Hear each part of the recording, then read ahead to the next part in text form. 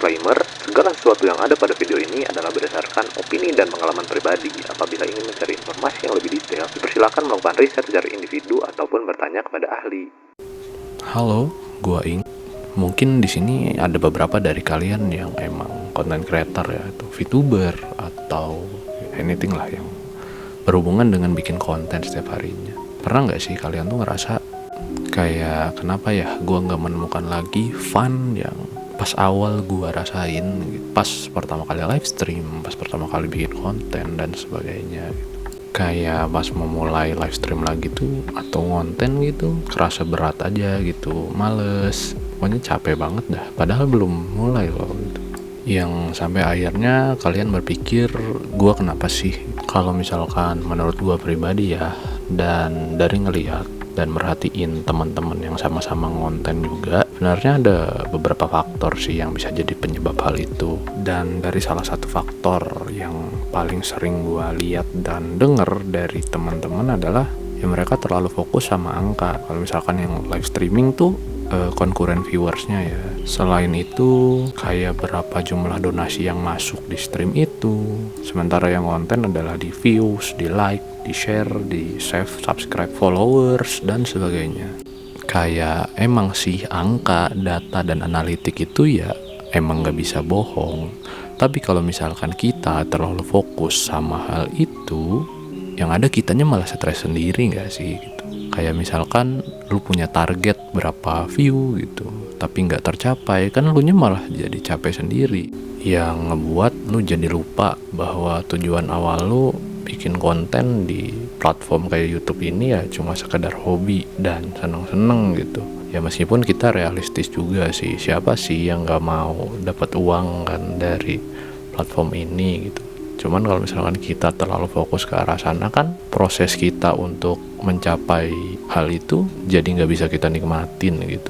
Mungkin setelah itu adalah banyak teman-teman yang sering ngebanding-bandingin juga gitu growth channel sendiri sama channel yang istilahnya lebih established gitu, yang lebih sepuh. Kan nggak logik ya, di satu sisi kita kan melihat growth channel kita sendiri gitu ya, harusnya kita bandingin sama channel kita sendiri yang dulu nggak sih, bukannya sama orang yang udah settle, udah established dan udah ngelakuin banyak effort buat channelnya mereka gitu. Kan itu perbandingannya jadi nggak sebanding gitu, dan hal itulah yang jadi beban buat kitanya juga biasanya. Dan mostly gitu orang-orang yang ngebandingin itu nggak tahu lah proses dibalik channel yang mereka bandingin itulah, channel-channel yang established tadi gitu kan. Mereka nggak tahu gitu proses pas mereka lagi struggling kayak gimana, mereka nggak tahu backgroundnya si orang yang punya channel gimana, privilege yang mereka punya, koneksinya dan macam-macam hal lain yang bisa ngebantu mereka sampai sebesar itu dan se-establish itu. Makanya itu jelek banget sebenarnya ngebanding-bandingin progresnya kita sama orang lain tuh kayak gitu. Karena kita cuma melihat hasilnya mereka tanpa tahu prosesnya gitu. Itu kan egois dan sepihak sebenarnya gitu, ngebandingin kayak gitu. Udah egois dan sepihak kayak gitu, betanya bete sendiri, kan bego ya.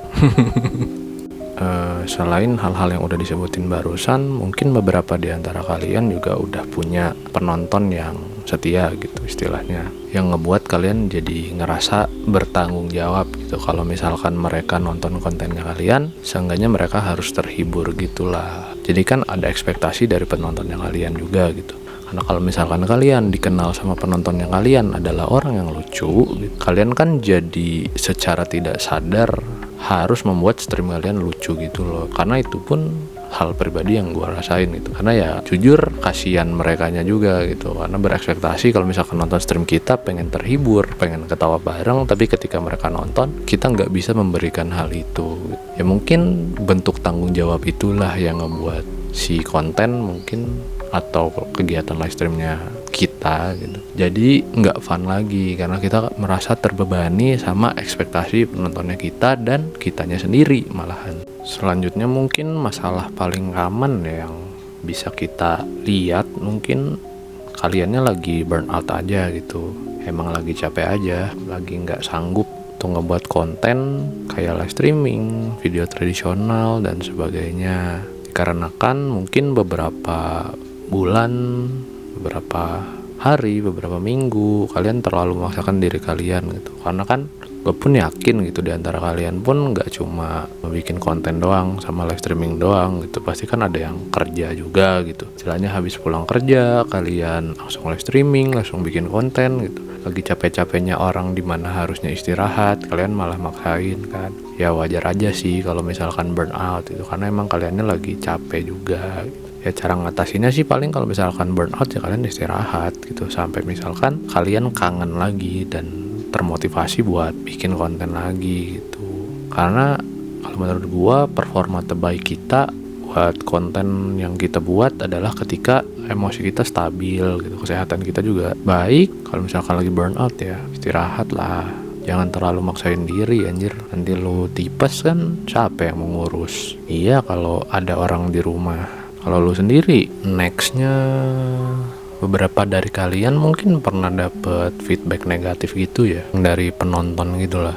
Jadinya kalian ada trauma gitu yang ngebuat kalian jadi nggak pede. Karena ketika kalian mempresentasikan diri kalian di depan publik, ada orang yang komen negatif tentang kalian gitu. Yang hal itu ngebuat kalian jadi ya discourage gitu, jadi takut lah buat bikin konten lagi gitu. Tapi ya kalau menurut gua hal ini wajar-wajar aja gitu, karena kan realitanya ya kita kan nggak bisa ngebuat seneng semua orang gitu, paling kita cuma bisa nyenengin orang-orang tertentu aja gitu.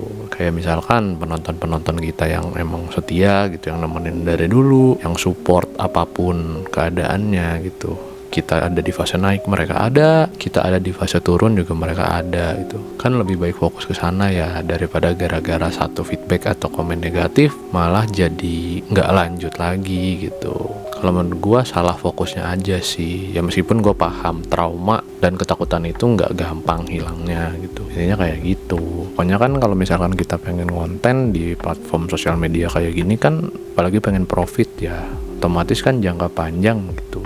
Kita di sini maraton gitu, bukan sprint, bukan siapa yang paling cepat, tapi siapa yang paling lama bertahan kalau menurut gua.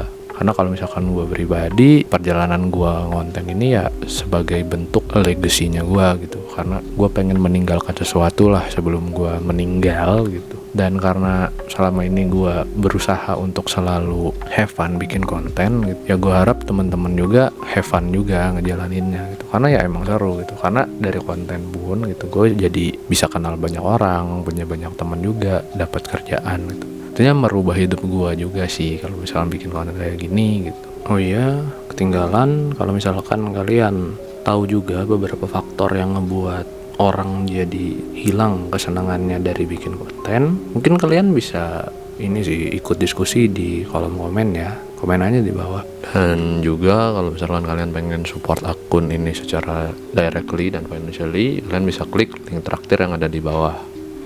Ya segitu aja monolog buat yang sekarang. Makasih yang udah dengerin sampai habis. Kalau misalkan kalian denger ya, gue Inspirti pamit, bye bye, ciao.